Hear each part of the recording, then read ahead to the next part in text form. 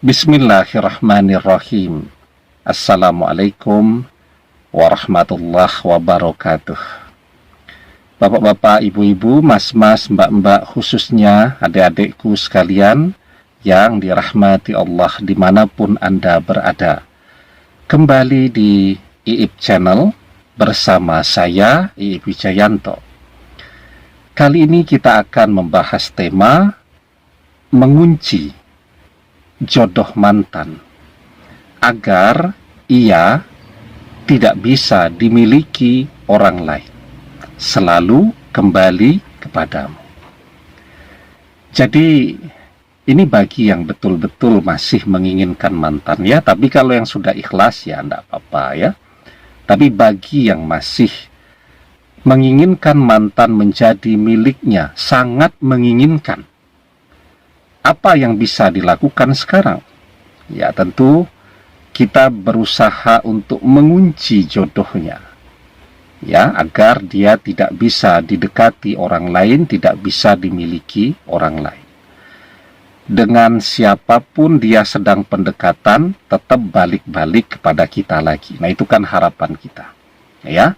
Nah, pertanyaannya kemudian, apakah manusia bisa mengunci jodoh manusia yang lain? Ya, bukankah jodoh itu adalah takdir, dan takdir itu adalah kehendak Allah, dan takdir itu sudah dituliskan begitu lama, ya, bahkan sebelum langit dan bumi ini diciptakan, takdir jodoh kita pun sudah dituliskan di sana. Nah, jadi betul itu bahwa takdir itu sudah Allah tuliskan, dan jodoh itu, kalau orang-orang mengatakan jodoh ada di tangan Allah, betul sekali. Dan bentuk kasih sayang Allah, Allah memberikan kesempatan kepada manusia untuk meminta takdirnya. Ya, jadi manusia diberikan akal, memiliki keinginannya, ya, dia memiliki keinginan tentang takdirnya, maka Allah Maha Pengasih, Allah Maha Penyayang, manusia itu diberikan kesempatan untuk meminta takdirnya, walaupun takdir yang ia minta itu berbeda, misal dengan takdir yang sudah dituliskan di Lauhil Mahfuz. Nah, jadi bagaimana caranya? Nah, sebelum kita bahas lagi lebih jauh, jangan lupa yang belum subscribe untuk memencet tombol subscribe dan menyalakan lonceng notifikasi agar Anda selalu mendapatkan pemberitahuan video-video terbaru dari channel kesayangan kita ini. Dengan subscribe, doa-doa kita selalu terhubung sehingga kita selalu bisa berdoa bersama-sama, ya. Dan saya juga ingin menyapa seluruhnya, ya, adik-adikku sekalian yang ada di seluruh penjuru tanah air Indonesia, yang ada di Pulau Sumatera, Pulau Jawa, Kalimantan, Sulawesi, Nusa Tenggara, dan seluruhnya, serta adik-adikku sekalian yang ada di luar negeri, di Malaysia, di Singapura, di Thailand, di Taiwan, di Hong Kong, di Uni Emirat Arab, di Saudi Arabia, dan seterusnya. Semoga semuanya kabarnya baik selalu, segera didekatkan kembali dengan orang yang ia cintai. Amin.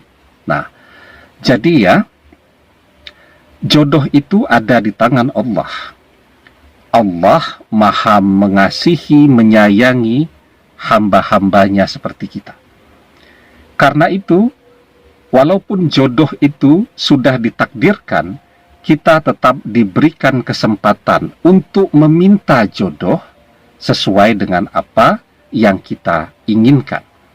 Karena itu, takdir, walaupun sudah dituliskan di Lauhil Mahfuz, tetap bisa berubah dengan apa? Dengan doa-doa yang kita panjatkan, yang kita sampaikan kepada Allah. Maka di dalam sebuah hadis kita diajarkan, la yaruddul qada'a illa du'a, wa la yazidu fil umuri illal birru. Tidak ada yang dapat menolak takdir kecuali doa, dan tidak ada yang dapat menambah umur kecuali berbuat baik. Ya, artinya apa?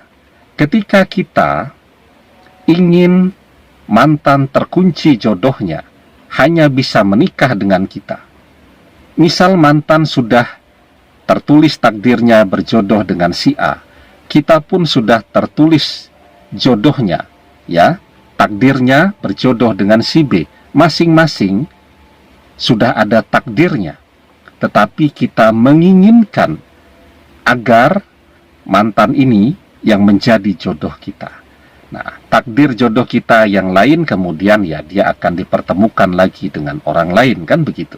Nah, kita menginginkan yang demikian itu bisa terjadi ketika kita mau terus meminta kepada Allah. Ya.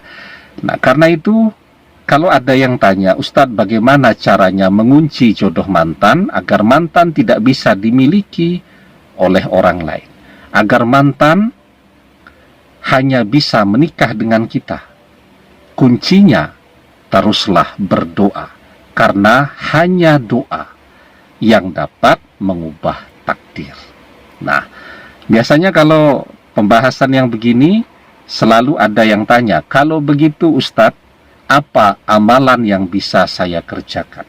Ada begitu banyak amalan yang bisa dikerjakan. Ya, misal kita berdoa dengan bahasa kita, terus kita ulang ya Allah, jadikanlah mantan jodohku, dan jadikanlah mantan hanya bisa menikah denganku. Itu sudah termasuk amalan. Ya, kita ulang-ulang terus doa itu dimanapun kita berada, di setiap kita punya kesempatan. Nah, amalan lain, ya, misal ya, kita kirimi setiap hari. Kita kan punya waktu yang cukup luas ya, 24 jam sehari semalam. Kita kirimi mantan surat Al-Fatihah 7 kali setiap hari, ya. Misal sambil di lampu merah tuh ya, sambil menunggu lampu hijau, ketika kita sedang di jalan, kita sedang nyetir, daripada melamun, nah, kita gunakan waktu itu untuk mengirimi mantan surat Al-Fatihah, ya. Kita mulai dengan doa, ya Allah, dengan karomah surat Al-Fatihah, aku mohon ya Allah, jadikanlah mantanku, kita sebut namanya, agar ia hanya bisa menikah denganku saja, dan dengan karomah surat Al-Fatihah, jadikanlah aku sebagai jodohnya mantan, kita sebut lagi namanya, selamanya, dunia akhirat. Amin. Jika sudah selesai, ya kita kirimi mantan ila ruhi wal jasadi, kita baca surat Al-Fatihah 7 kali. Kalau sudah selesai, kita tutup dengan membaca sholawat 1 kali.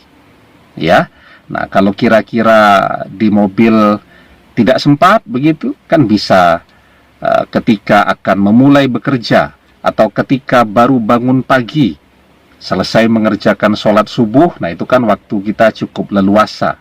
Kita kirimi mantan surat Al-Fatihah 7 kali. Kemudian misal sebelum tidur, nah itu kan juga waktunya cukup longgar.